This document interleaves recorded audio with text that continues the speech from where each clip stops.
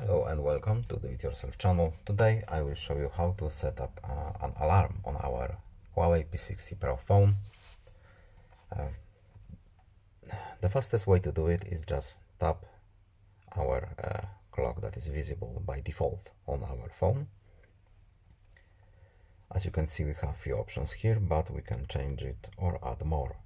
We can change hours here, minutes here. We can change when the alarm will repeat. We can choose specific days, or we can choose all week.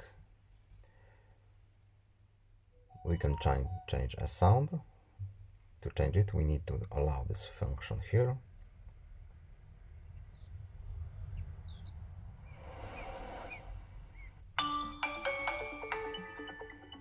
The alarm is changed.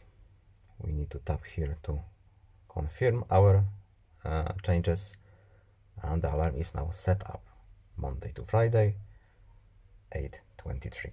That's all. I hope this video was helpful to you. Please give a like and subscribe. Have a nice day and see you in the next video. Goodbye.